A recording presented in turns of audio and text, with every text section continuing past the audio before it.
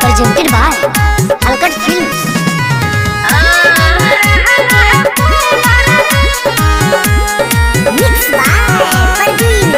अरे रतिया सुहाग वाली भइलु नाराज हो, समझला चारी धनी ओइलु तू आज हो।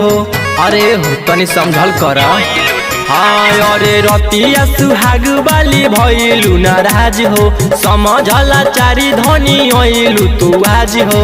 लगे गोरनिया बेनिया डोला देता हो ए राजा हो का हमारा हला कूलर लागो भाई देता हो ए राजा हो हमारा हला कूलर लागो भाई देता हो।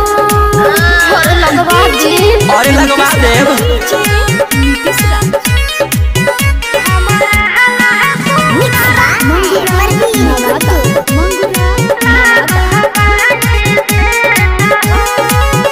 अरे करब दशरानी कुछ दिन करब उपाय, तोहरा ला कूलर एसी देहब लगवाई।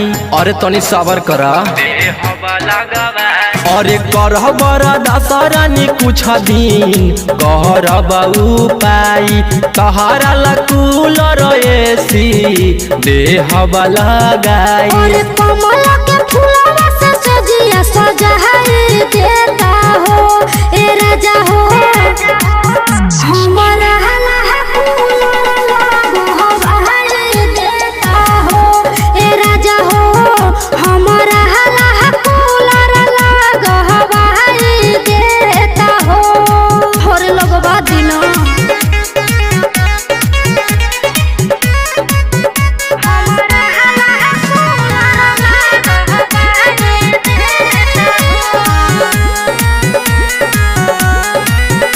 अरे रौसन रोही पियावा से करेलू झगड़ावा, अतना न तू सोना कर न खरावा। अरे रौसन रोही पियावा से करेलू झगड़ावा, अतना न तू सोना कर न खरावा।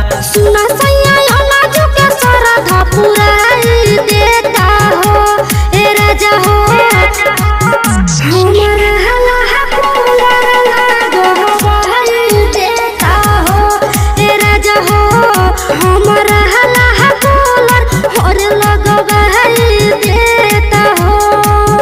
और लगवा दी Presented by Alkat Films।